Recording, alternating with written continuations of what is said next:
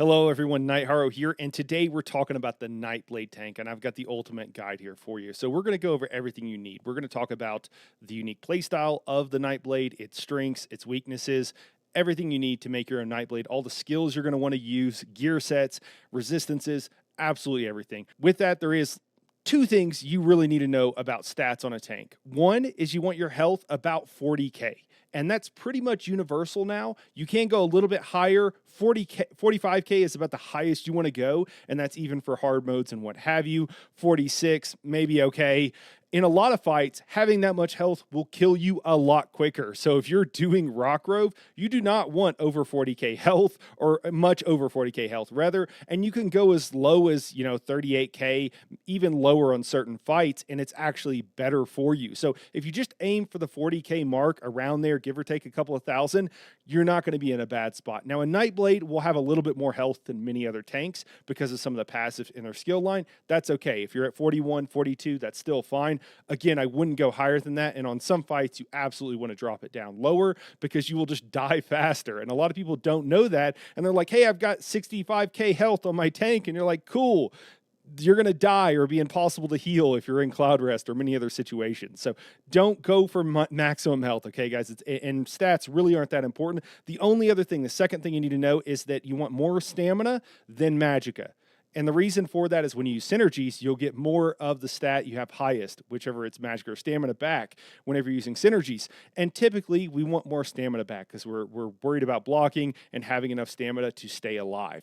All right, that out of the way, let's go ahead and transition and start talking about skills. Now, I've got this card here. If you're like, hey, Nightharo, you're in the way, or hey, you know what? I don't care about this video. I just want to look at this card. You don't need to watch the video, guys. You can find this on nightharogaming.com. Go to the Nightblade section, and you'll find all of my builds.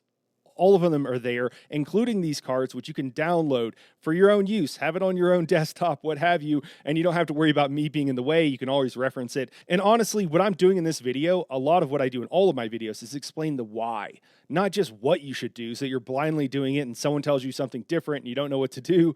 I'm going to explain to you why you want to make the decisions that you want to make, what skills you want to slot in what circumstance, everything about gear, but I'm explaining to you a lot of extra information that if you don't really care about, you're not going to be as good of a tank. But if you don't really care about it, you'll probably get along just fine. If you're brand new, also, yeah, just go copy this stuff. It's totally fine. You can go find it there. But we'll start off here with skills. So first up, we will talk about those skills that are never going to leave your bar. And it's really important that you understand why these skills will never leave your bar, what they do. And so in the rare situation that maybe they should leave your bar, you know why. So we'll just start here on a front bar in our second skill here, and that is going to be Shrewd or Healthy Offering. Either morph is fine. But this is our primary burst heal. Okay, this is the thing that will keep us alive whenever we're taking a bunch of damage, whenever our health just dropped. There has been information out there before by some other creators, even really good ones, that didn't know that you could use this skill as your primary heal. That's what it's for. Shrewd Offering is a bit cheaper. A lot of people focus on the health. Oh, it costs less health. The health really doesn't matter on a tank. It's minuscule. It's several hundred or close to 1,000, but it's not that much. The main thing is it costs 500 less Magicka, which is a really big deal. So I personally like Shrewd Offering. Healthy Offering is also just fine. It's going to increase your total healing that you do, specifically, not healing received, healing that you actually do. And yeah, it does make your heals a little bit better, but generally speaking, I would go with Shrewd Offering. There are some situations where you could take a burst heal off your bar, but generally speaking, I wouldn't do it. Generally speaking, you just want to leave it there. Only in situations where you're not going to need it and you're trusting your healers or what have you, is that a good idea, which is usually not the case for most people. All right, second skill on our bar is our Taunt. Now, taunts deserve their own video. I don't know why Zoss has decided to do this, but taunts are just all over the place, and it's so complicated right now. Let me just simplify it by saying, first up, I recommend double eye staffing, tanking on a Nightblade, and I recommend using Frost Glints whenever you are new. And the reason for that is because you can see the ice ball going out and hitting a target. Now, they have made changes recently where it'll pop up and say that, hey, taunt, and so hopefully that makes it a little bit easier. But if you use something that would be more optimal, like Inner Rage, you can't see the projectile going out. And so it makes it a little bit harder and more difficult to use. You might not realize when you've taunted the wrong mob because they're both on top of each other. And if you can see the ice ball hitting one mob and then you see the taunt pop up, you know you taunted that specific mob. So until you get more experience and you're used to taunting, I would recommend using a taunt that you can friggin' see.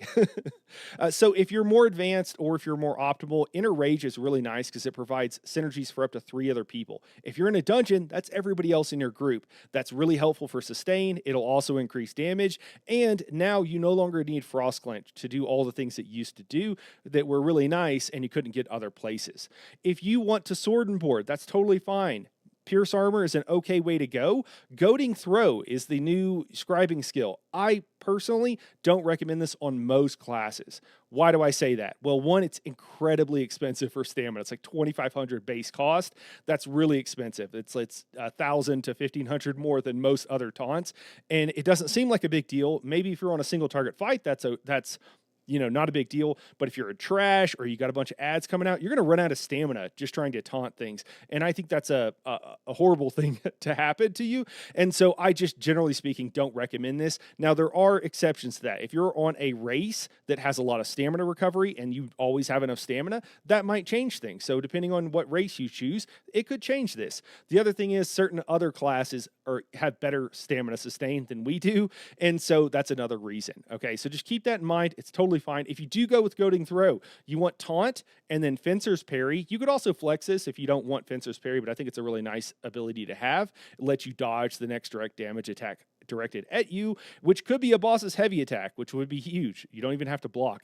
And then the third one is going to be something like Major Maim, and it'll apply for 10 seconds. You could also go with Major Vitality, which will increase your healing received. Could also be really nice. It's kind of fight dependent, depends on you. A note here about Pierce Armor. Pierce Armor is going to provide both major and minor breach. We as a tank are being expected to bring major and minor breach. So Pierce Armor will do this. It is a melee taunt. The rest of these are range taunts. However, if you don't need to use Pierce Armor to get major and minor breach, it just means that if you're using something else, literally any of these other skills, you need some other source of major and minor breach, and we'll talk about that in a second as we kind of go through all of these skills.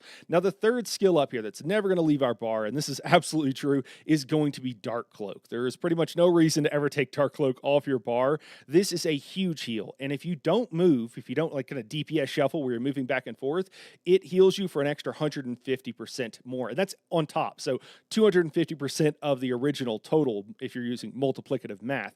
So it's a huge, huge heal, and that's every second. Now, it only lasts for 5 seconds. Now, I know it says 3, but there's passives and skill line that had another 2 seconds to it. So it's 5 seconds. It's absolutely massive. It also provides us with minor protection. About half the classes in the game have their own source of minor protection, and Nightblade is one of them. So it increases our survivability a bit there. Other classes have to find that in some other place. It's really nice on a Nightblade because you just get it right off the bat. The other thing that Dark Cloak does that it's not in the skill description is because of the Shadow Barrier passive, this will provide us with Major Resolve. Major Resolve is something all tanks always want to have and want to have it up 100% of the time, and this is where we're going to get it from. Typically speaking, I keep Dark Cloak ticking most of the time. Now, if you're not taking any damage and you're not going to take any damage for a little bit, it's fine to let it drop off or generate some magic or what have you, but if you're taking a lot of damage, definitely keep this skill up. I wouldn't cast it early. It's a very short duration, but generally speaking, you want to keep this skill up most of the time, and it'll keep you topped off, and generally speaking, it'll keep you from having to use your big burst heal. By keeping it up, ticking up most of the time as well, you'll also make sure you have that Major Resolve always going. All right, now that's it for, the other 2 spots on our front bar are flex spots. I will talk about our ultimate briefly. We're going to use Barrier. Barrier here is mostly, a lot of people just spam Barrier off of cooldown. You don't need to do that. And if you're doing that, it's like you're probably doing some other things incredibly wrong that you could fix instead. Barrier can be useful when oh no, things have gone wrong and you're just trying to keep the party alive. Absolutely, pop it if you need it. But most of the time, we leave it on our front bar because just being on our bar will provide us with an extra 10% magic recovery, which is absolutely huge, especially if you're in a trial setting. It's a little bit less helpful in a dungeon because you don't have as many buffs, so your recovery isn't as high, so the extra percent increase isn't as much. But in a trial, it's absolutely massive. So that's why you want it on there and why you want it on your front bar. We're going to spend about 70 to 75% of the time on our front bar. So it's our damage mitigation bar. And in this case, it also helps us with recovery. Okay, so the first skill up here on our back bar is going to be our wall of elements. And we're going to choose blockade of elements. And the reason for that, it lasts for 15 seconds as opposed to 10 seconds. It's also a little bit larger. And we're really worried about just collecting as many mobs inside of that wall of elements as we can. Now, this skill is incredibly important for several reasons. First up, we're going to have an infused staff on our back bar, and we're going to have a crusher enchant. That reduces our opponent's resistances, and basically any group that you're running veteran content with or harder content like the Endless Archive, if you go to the higher levels, you're going to be expected to be providing that crusher enchant. Okay, most people are kind of counting on you. There's not really anything else better to use back here anyways, and so an infused crusher enchant is what you want. And having our wall of elements down 100% of the time with an infused staff will keep that up basically 100% of the time. Okay, so first thing you do in a lot of fights after you get taunt is make sure your wall of elements is down. It's critically important. Other things this helps provide is minor maim and minor brittle and minor breach. Okay, so it's going to apply the chilled status effect. There are other skills that will also help us do that, and whenever they proc, when you have your wall down, it will apply that minor breach. Now, if you don't have a ice staff on your front bar, the uptimes on these will suffer a lot. However, if you're just trying to stay alive and worry about that, it's not that big of a deal to have other sources. But again, you might want to consider then running Pierce Armor or something else on your front bar to make sure you apply minor breach or that you're getting it from some other source.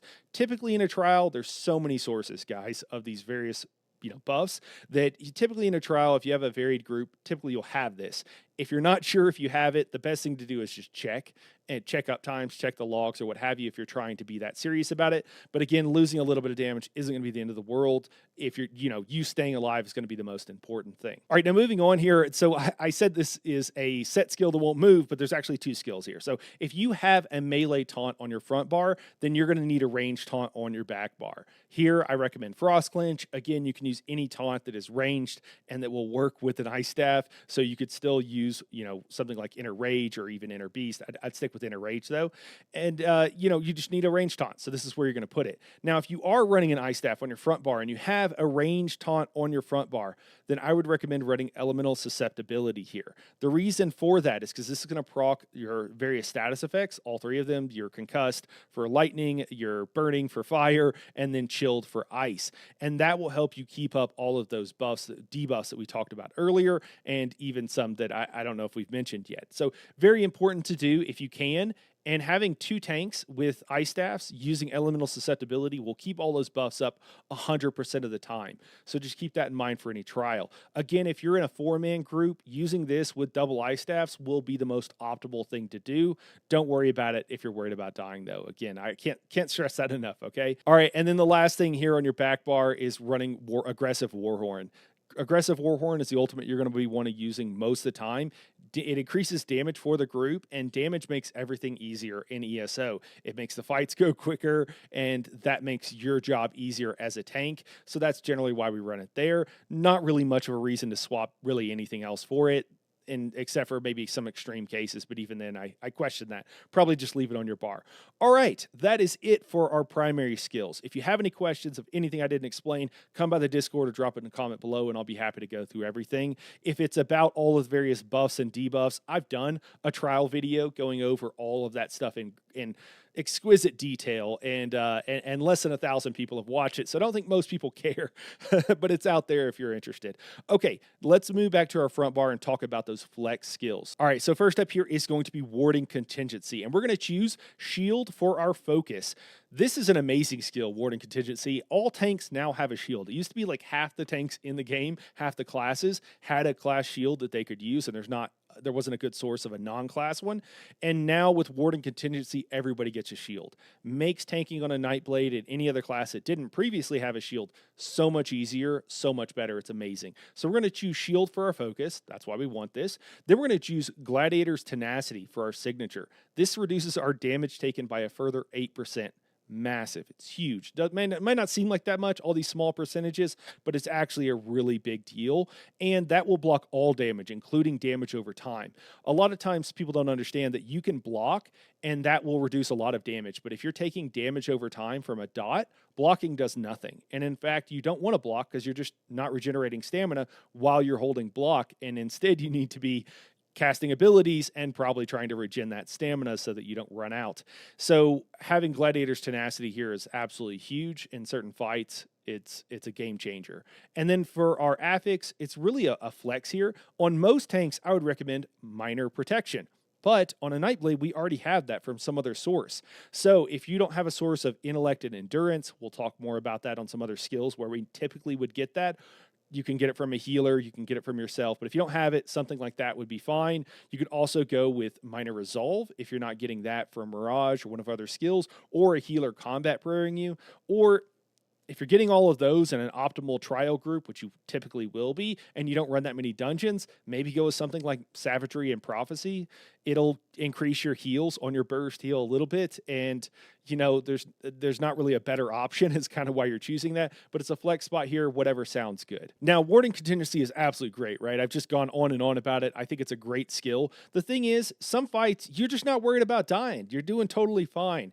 If so, you can flex this out for whatever you would like. Here, I recommend Exhilarating Drain for the Vampire skill line. This will help you generate ultimate more, which will allow you to use your Warhorn more often, more damage, things die quicker, your job is easier. That's why we use it. Just keep in mind if you're using Exhilarating Drain, when you're casting, it's a channeled ability, so you're not blocking. And if you do block, which you can, it'll immediately cancel the skill, which is totally fine in how you want to survive. If you're getting a heavy attack, you see it coming, just hit block, you'll cancel the skill. Or if you need to suddenly move and you're being slow because you're channeling, block real quick to cancel it, or roll dodge, and you'll get out of the animation and you can go do whatever you need to do. But a great way to generate extra ultimate for your group.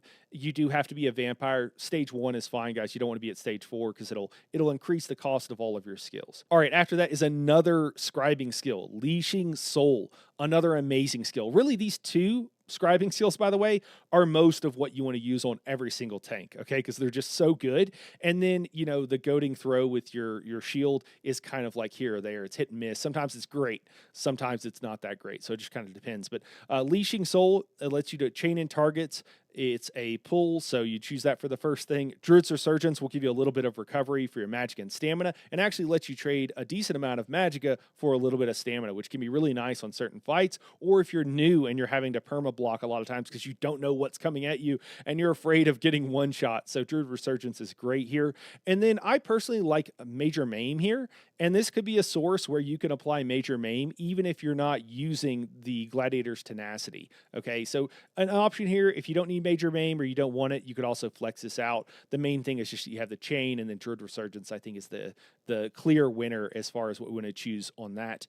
And then if we don't need a pull, if we're not chaining ads in and stuff like that, or if we're in a hard-hitting fight, go with something like Flare. You don't even need a more Flare. The reason you get it is because just having it on our skill bar gives us a major protection. There's not many sources of major protection in the game. Just by being on our bar, it provides us with that buff, which is huge. The other thing it does, it is from the PvP skill line, and just being on our bar with certain of those passives, it gives us an extra 10% magicka recovery, just like our barrier. So now we're at 20% magicka recovery. On hard-hitting fights, more mana to cast more abilities to keep up our buffs and to heal ourselves is going to be huge. So that's why you'd swap this in there. Typically, you don't need both of these skills. If you do, for some reason, if you're using Leashing Soul to apply Major Maim, you could just put Leashing Soul on one of your flex spots on your back bar. Speaking of our back bar, let's go ahead and move back there and talk about that a little bit more. So first up here is going to be Refreshing Path. Refreshing Path is definitely a flex spot. It's just a really nice to have skill. It's not at all something I feel like you need, but it's just, again, it's just so useful. So what this does, it provides us with that minor intellect and endurance, which increases our recoveries. And also this applies to everybody within the path. So if you're casting this towards your group, if they're behind the boss, you're going to be providing them with those same buffs, which is really nice, particularly in 4-man groups where you might not have all those buffs, or if you're not running a healer in your 4-man group. This could be huge. It also provides you with our major Expedition, which increases speed by 30%, again, for you and everybody else in your group.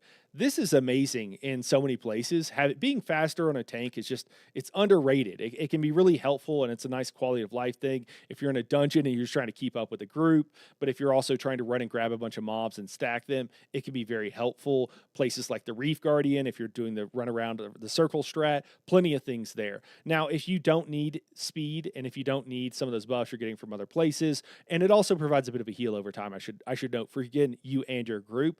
It's not bad, but it's also nothing, insane or, to write home about, but it is kind of nice. Other things you could choose here is blur. Either morph of blur is actually quite good. This provides you with minor resolve, which is always helpful to have. Typically you'll get that from a healer combat praying you or some other source, but typically healer combat praying is where you get it, but we can get it from blur here. Both morphs, again, it provides you with major evasion, reduces your damage taken by AoE abilities by 20%. Now, as a tank, most of the time, we're not really worried about AoEs. AoEs are mostly designed to kill DPS and healers, but there are a few notable exceptions, such as the Reef Guardian and a few other places. So it can be a nice to have. The other thing here is, depending on what morph you choose, you're either going to get cheaper roll dodges, which is incredible. Basically, think of it as stamina sustain for you. And if you know you're going to be roll dodging a lot and taking direct damage attacks, can be really good. The other morph, Phantasmal Escape, will, I'm sorry, that was Mirage there. And then the other morph, Phantasmal Escape, will give you a few seconds of CC immunity. And so you can, if you're getting crowd controlled and you're getting slowed, that'll break it for you and allow you to run. It's a really nice skill here, and you should use it situationally. Our second flex skill here in the back bar, and I almost hesitate to call this a flex skill because it's so good. I would typically leave this on my bar, and that's going to be siphoning attacks. So this is free heals. So basically Nightblade tanks just have a whole bunch of heal over times we can put on ourselves. Okay, we have our Dark Cloak for a heal over time. We have the Refreshing Path, and there are other, if you wanted to use something like Swallow Soul, you absolutely could for even more heal over time. So that's kind of how the Nightblade works a bit with a lot of the hots, as opposed to just a large burst heal, because our burst heal, while it is decently efficient, it isn't nearly as big. It's like a third is the size of a Warden's main burst heal. So we really need kind of some of these smaller heals to help us out. It also provides you with free recovery, magic, and stamina, okay, just by doing damage. And since we're always going to have our wall of elements down, as we talked about earlier, we're always going to be doing some damage. So we're always going to be getting that extra recovery and a little bit of extra healing. It's an amazing skill. If you actually actively cast the skill, you will trade health for magic and stamina.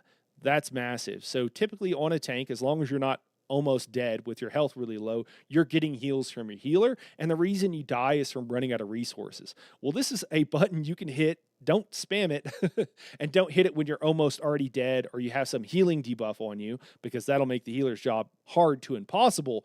But if things are going okay and you just want to make sure you're topped off before another situation where you're going to have to spam heals and keep yourself alive, a really tough situation, typically those only come in short bursts. So you can use this to top yourself off. Or if you're in that situation and you're low on resources, but you're full on health, cast this to help you get back those resources. Honestly, this makes Nightblade one of the easiest classes to tank on, and is just an incredibly nice skill. All right, after that, our last flex spot here on the back bar, we got several options here. First up is going to be Mass Hysteria. So this provides a damage debuff to opponents around you, including bosses. Now, how much it applies? Yes, it's the same amount of weapon and spell damage, but the amount of weapon and spell damage that an individual boss does varies. I will tell you this, it's really good in the Endless Archive, and then it's situationally good it's good everywhere else, but some places it's better than others. If you want to know exactly how good, there are some resources out there. Give it a Google, and I bet you'll find it. But Mass Hysteria is just kind of a nice to have. It is a little hard to keep up because it only lasts for 10 seconds, so do keep that in mind, but it's a good option. Another one here is going to be Resolving Vigor, and I mention this because this will help us proc Powerful Assault, which is one of the primary sets that we'll be using as a tank, particularly when we are off tanking. It'll also provide us with that minor resolve, but typically we could get that from another place on a Nightblade tank, so we wouldn't always be using that, but it's a nice skill to have and to know about.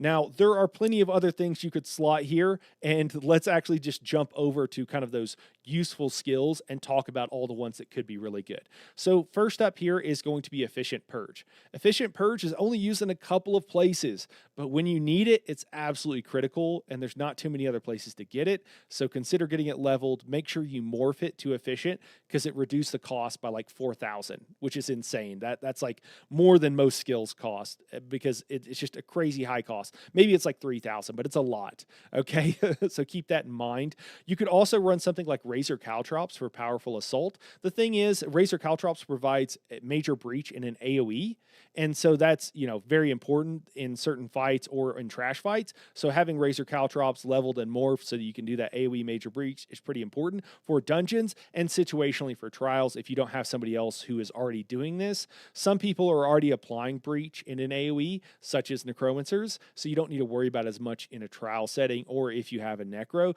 because they should almost always have Boneyard on their bar. Next up is Pulsar. Pulsar is good also for trash. This will help you apply that minor brittle, and that will, it does other things that will reduce enemies' damage done, but the main thing here is it provides more damage for your group to let you clear through that trash a little bit quicker. And then we have Defensive Stance and Absorb Missile. Both morphs of the skill can be situationally good, a lot less useful than they used to be because now we have our own shield. But just realize Defensive Stance is still used in Sunspire if you want to range tank the Ice Dragon. Okay, so the Ice Dragon, it'll reflect those missiles back, and you can actually do a fair amount of damage on a tank just by doing this, using this one skill. Another quick note about these useful skills, guys.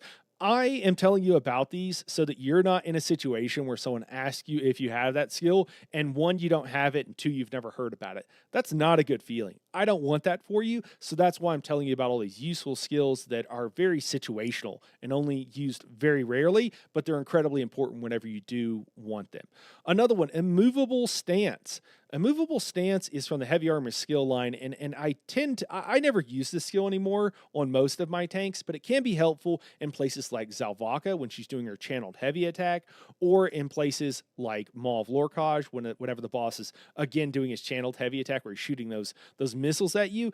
It allows you to block most of the damage, and it just makes it where you can hold block through them and you don't have to worry about dodging as much. It does make it where you basically can't move if you're in heavy armor, so do keep that in mind. You don't want to cast this at the wrong time, you'll be in trouble, but it's really good situationally.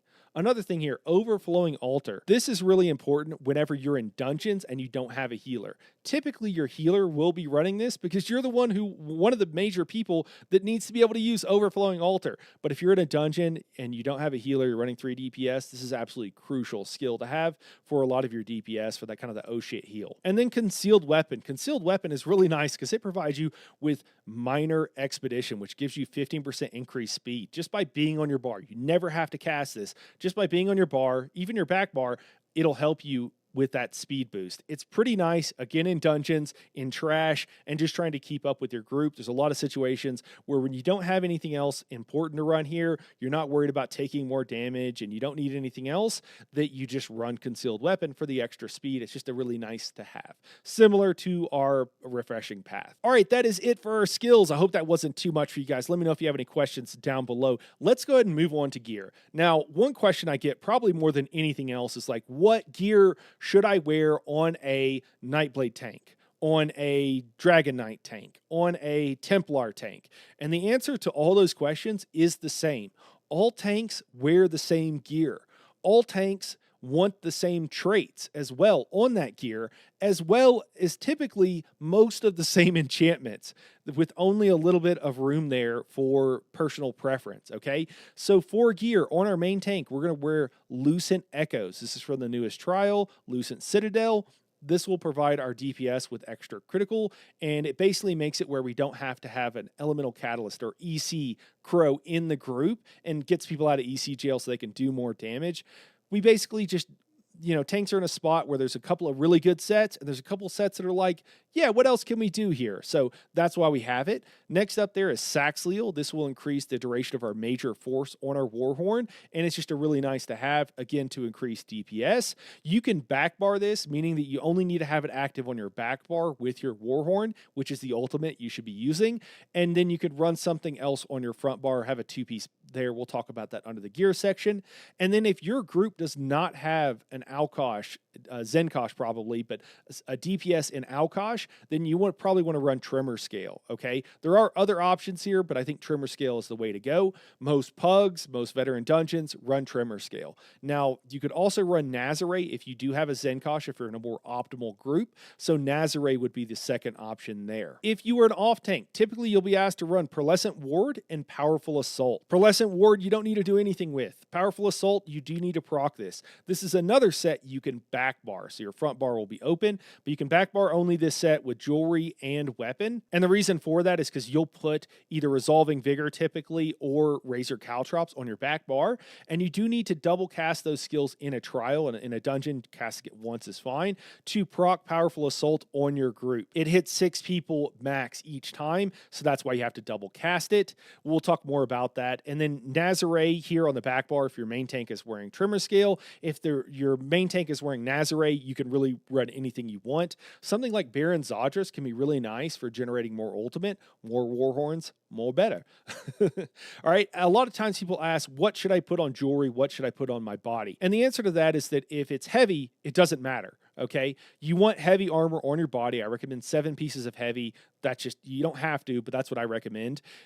And then Powerful Assault here, though, is a medium armor set. So you need to put that on your weapons and jewelry, okay? And again, you only need it on your back bar weapon and then on your jewelry, with very few exceptions if you're running Cloud Rest or what have you. So typically what I would do is I would put Lucent Echoes and Pearlescent Ward on my body. I would use Saxhleel on my jewelry and PA on my jewelry, and both those with jewelry and weapons, okay?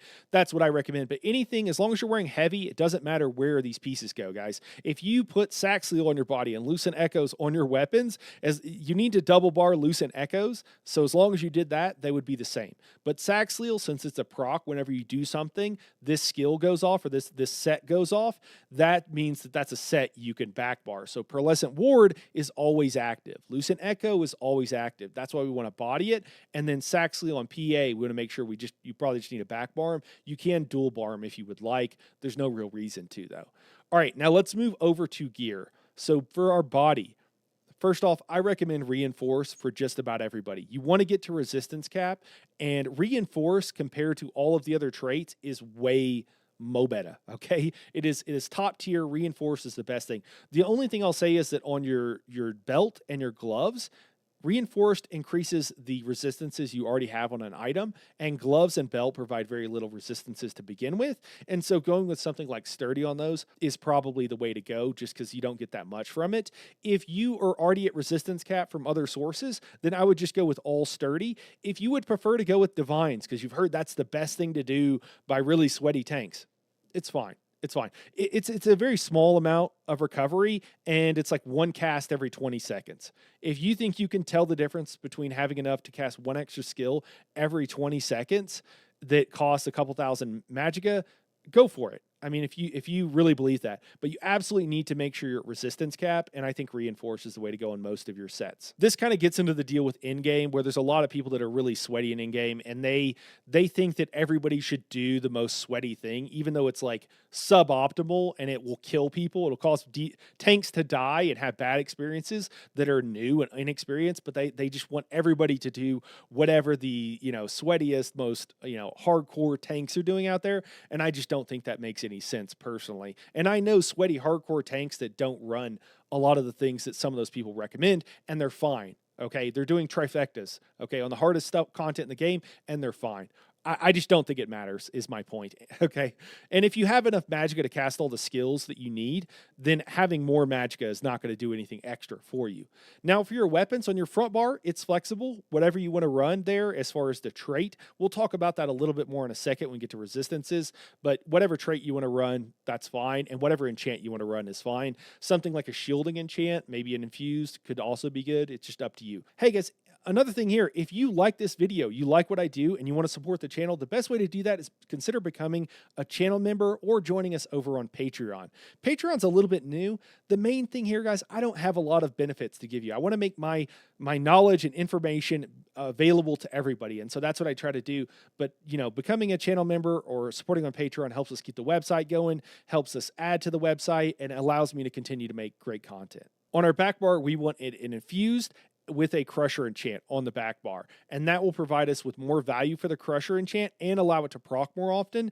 And if we don't do infused, it won't have 100% uptime. So we need it to be infused and a Crusher enchant. Doesn't matter what set it is. Doesn't matter if you're running PA, Saxseal, Lucid Echoes, or Pearlescent Ward. It's always infused Crusher enchant on your back bar. And you always keep that Wall of Elements down, which will help proc it, okay? That's the only skill in the game that will proc your back bar enchant while on your front bar. So it's very important that you do that. For jewelry, I recommend, and I'm pretty firm on this, infused is personally the way to go, and then you want reduced spell cost. Now, if you're running that sword and board skill on your front bar and you're having to also, and or you're having to keep up powerful assault often, it might be better and easier for you to either run all or some tri-stat reduce cost. So it reduces your mana cost as well, and on a Nightblade, depending on what skills you're using, also reduces the health cost. That's not as important. The main thing is that you're reducing the stamina cost on those stamina costing skills. And so if you do want to run the sword and board's taunt on your front bar, the shield throw, then I would personally recommend running 3 reduced tri-stat cost, okay? Otherwise, reduced spell cost is probably the way to go. Maybe you get the 1 reduced tri-stat cost. Infuse just increases the value of those enchants. If you are having problems with running out of stamina because you're permanently blocking, and when you're new, you probably will, you could swap out one of your reduced costs and instead run reduced block cost. You only need 1, okay? Don't go with 2 or 3, just go with 1, and that should be more than enough. If you're still running out of stamina, we need to talk about what you're doing. Come by the Discord, we can help you out because you're doing something wrong, and that's why you're running out of stamina, and we can help you out with that. But generally speaking, run 3 reduced spell cost or tri-stat cost if you'd like. Again, it's dealer's choice. Whatever you want to do, there's no wrong answer there. And then if you're new or if you're worried about having to block a lot, run 1 reduced block cost. Now, a lot of people will tell you that Harmony is better. Harmony is amazing. Harmony is really good. And for pure recovery, it is better. The problem is you need synergies. You need to not use synergies when you don't need them so that they're available when you do need them, and you're relying on other people. Now, if you're new, probably your group is new, and probably they're not super efficient. And a lot of groups nowadays aren't very good about making sure they have synergies on their bar for you or for anybody else. The other issue is if you're in a pug, DPS steal those synergies. And if you're in a 2 or 4-man group, you're not going to have that many synergies to begin with. And when that is the case, Harmony is objectively worse. Now, the truth of the situation is most of us tanks, after we've been playing for a while, since we only need 4 armor sets, typically what we do is we have a few pieces of Harmony that we can swap in. So we'll actually have like 6 or 7, or maybe, I'm sorry, not 6, like 5 or 6 pieces of jewelry of one set. We'll have a couple of Harmony. We'll also have some that will increase our speed, okay? Having extra speed on a tank is huge. And if you don't need the recovery, being a little bit faster is massive. So you could also go with speed on your jewelry. All 3 are options. If you don't know what to do, if you're like, man, that's too much Night Haro, just go 3 infuse, guys, and then go 3 tri-cost if you don't know what to do. But probably, again, hopefully you understand enough that you can kind of make that decision for yourself. Generally speaking here, there's no wrong answer, okay? Don't worry too much about it. Just if you're running Harmony and you're only running dungeons or you're in very unoptimized groups, it's probably not a good idea, personally. All right, now let's talk about slottable CP. This is also something that's basically the same across all tanks. You want Duelist Rebuff, Enduring Resolve, and Ironclad. Now, there are fights where you know you're not going to take a lot of one of these types of damage. Direct damage, damage over time, single target damage, what have you. In which case, you could swap these out. Now, most people aren't swapping CP that often, okay? So generally speaking, I put these 3 in, I leave it. The 4th one here, Bulwark. This is critically important to help you get to resistance cap. Now, you might have, we'll go through resistance here in a second, but Bulwark is critically important, and I highly recommend it to make sure you are at that resistance cap. And if you're going to flex something out, probably flex one of the other things out, unless, again, you're over resistance cap. For slottable red CP, same deal here. Fortified, very important. It helps give you those extra resistances to help get you to cap, which is very important. Celerity, everything else here is a flex spot. Now, I love Expert Evasion. I think Expert Evasion is a CP that I rarely, if ever, take off my bar because it gives you a free roll dodge once every 30 seconds. That saves you stamina and has saved my life more times than I can count. Where I needed to roll dodge and I didn't have stamina, Expert Evasion, I absolutely love it. Celerity is really a quality of life thing. It increases your speed by 10% while in combat. It's really nice to move faster as a tank. We've talked about major and minor expedition. We've talked about, other sources from our jewelry. Being faster is just better. In case you haven't picked up on that, it can just be really nice on a tank. And then the last thing here, rejuvenation. Rejuvenation gives us more recovery. Now there are other red CPs. Blue CP, there's not really that many interesting flexible options. Maybe we'll talk more about that at a later date, and I'll do a full CP video. But for now, just realize that mostly on your blue CP, it's kind of set, and red CP, you have a bunch of options. Sustained by suffering, if you're having a lot of negative effects put on you, is absolutely massive for your sustain. A lot of people really like way too much, but they really like bracing anchor. Bracing anchor is really good situationally. The thing is, most tanks I know put it on their bar, never take it off, and they just perma block. Okay. Being slow as a tank, if you start doing more difficult content, will kill you. And that's what that skill does. Every time you block, all of a sudden you're slowed for a little bit. And if you're in trash and you have to block for a second, you're not going to be able to get your ads stacked quickly. And if you're not able to stack your ads quickly, you're going to be outside of the group's heals, which means you're going to die, okay? Unless the healer just really likes you and they're giving your own personal combat prayer. But generally speaking, you want to be faster. And so situationally, it's good. Fights like Zalvaka, where you're standing there and not moving, you're just holding block, sure, it can be fine. Fights like Maul of Lorkaj, same deal. But if you have to move a lot, you don't want to run something like that. And there's plenty of other interesting and good red CP, but we don't need to go through every CP in the game. We're trying to give you a good tank build here. Now, for our attribute points, I recommend just putting everything into health. Now, as I mentioned earlier, you don't need 47k health. You don't need 50k health at all. Please don't do that, okay? So I think it's just easiest to put all your points in health. If you want to make sure you have more stamina than magicka. We talked about that. So you could take some out of health and put it in stamina to make sure that's higher. I think that's also a good idea. Typically speaking, your enchantments, I'm sorry, we didn't talk about it up here, but your enchantments on your armor, you don't need health enchantments, and that's what heavy armor comes with. So I usually do some variation of magic or stamina. Guys, Tri-Stat enchants, you don't need it. You just really don't. Like, sure, if you're independently wealthy and you want to put Tri-Stats on all your stuff, go for it. But unless you're doing Endless Archive and you have some weird like hybrid build, which you need for Endless Archive, it's actually really good. You don't need those Tri-Stat enchants. Make some mag, make some stam, and if you don't have enough health, make 1 or 2 health. But generally speaking, you need 0 of them health. Okay, so you don't want too much health, so keep that in mind. Atronach Mundus, it increases our magicka recovery. That's what we want because we're casting a lot of abilities. Race. I hear everybody and their dog talking about race, and people just say Nord is objectively the best. You got to get to resistance cap. Nord is really good, and if you just want something optimal, Nord is a great choice, okay? And sure, maybe it's the best choice for an optimal situation. Actually, I would agree it is the best choice for an optimal situation. Here's the deal. 99.99999% of people are not in that optimal situation.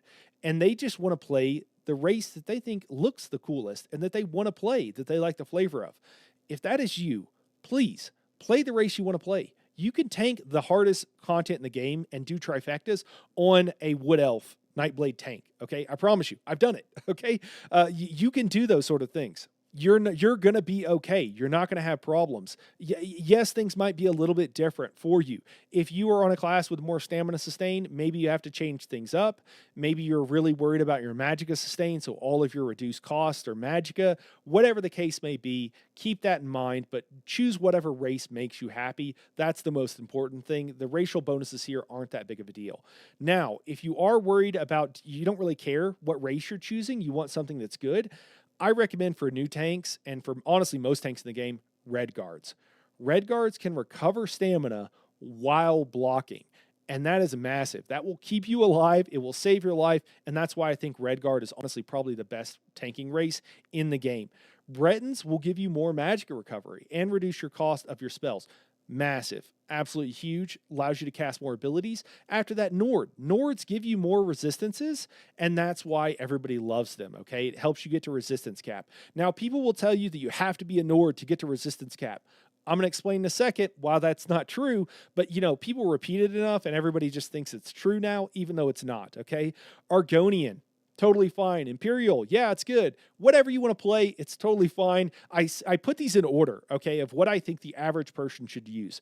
Using a red guard because of those stamina sustain is best. I think getting Magica sustain is also very important. And then, a Nord is good, very good, and also gets those resistances. Play whatever you want, though, guys. For food, Jewels of Misrule.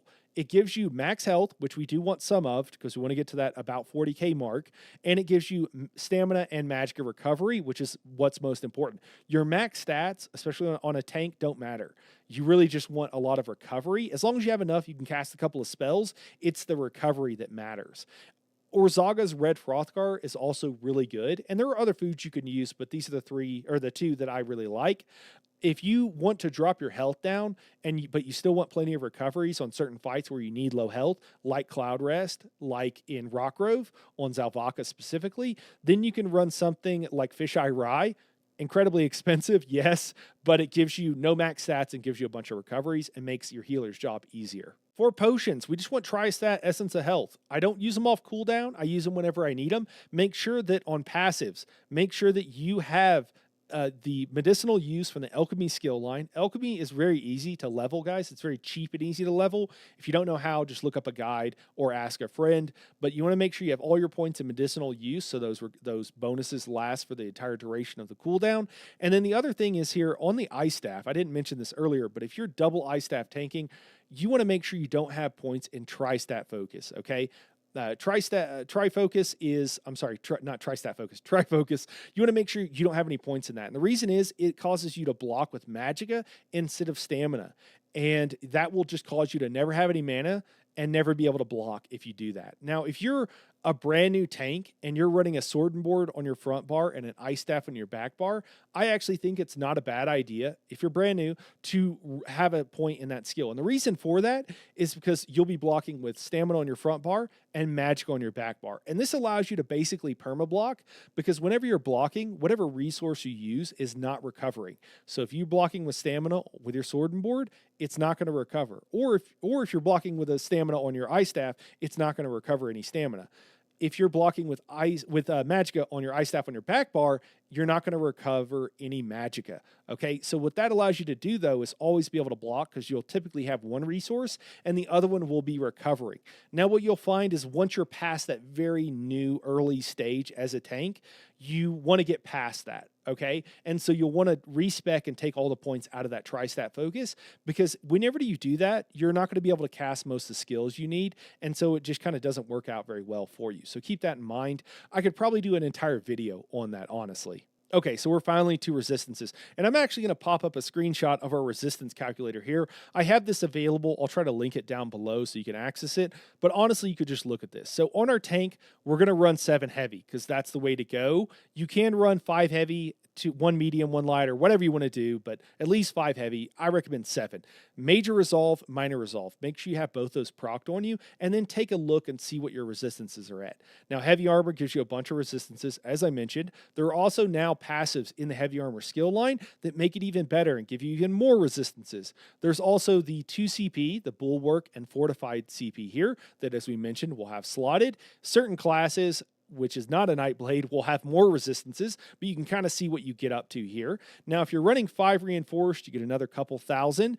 And then after that, now we need to figure out something, because we've got everything we can. If you're a Nord, you get a bunch of bonus resistances. That's really nice. See where you're at. See if you need more. If you still need more, there are 2 main options that I would recommend, and this is mainly for your front bar. And again, we're going to be spending most of our time on our front bar, so it's okay if we're not quite at cap on our back bar, as long as we're on our front bar. So one is to choose a defending trait on your front bar.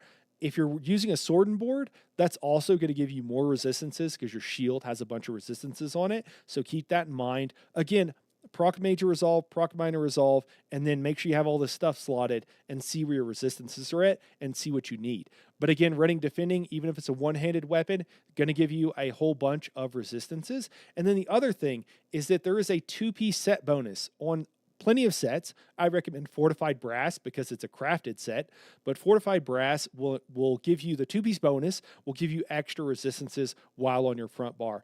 All of those things combined will easily get you over the resistance cap of 33K. It's a little bit over, guys, like 31, 32, but you can't really control like 100 resistance, so it doesn't really matter, okay? So the main thing I see for new tanks is that when you start off, being at resistance cap isn't that important. Most of the bosses don't do that much damage, and they don't put dots on you. Dots can't be blocked, and most things can be blocked when you're first starting out, and blocking reduces your damage taken by a whole bunch more, okay? Most tanks don't have to worry about that. And so early on, it doesn't matter if you're at resistance cap. And so I think a lot of tanks ignore it or they get by because they didn't do it. And then later on, you'll start taking more damage. And that's when it's more important that you are capped out on resistances. So I just recommend do it early. Go ahead and get capped out on resistances. Look at the sheet here. Choose your own adventure and make sure you get to that resistance cap because it'll make your life easier in the long run. Now, that was a whole lot of stuff, okay? If you have questions about specific tanking things, feel free to drop it in the comments down below or come by the That Was in the Boss Discord, which is the Trials Discord I run, and there are help channels there. We run PCNA. More than happy to join us. But, if you're on EU or Xbox or PlayStation or whatever, guys, you could still come in, ask questions. We're more than happy to help you. There's a lot of people with, all the trifectas in the game, plenty of knowledge, and they're there to help. And that's why they hang out in the Discord. They don't even run with us because, we're running beginner stuff all the time. So if you're interested, if you're a beginner into Trials, come by, or if you have any questions, it's the best place to ask. Anyways, that's it for today, guys. Appreciate you watching, and we'll catch you in the next one.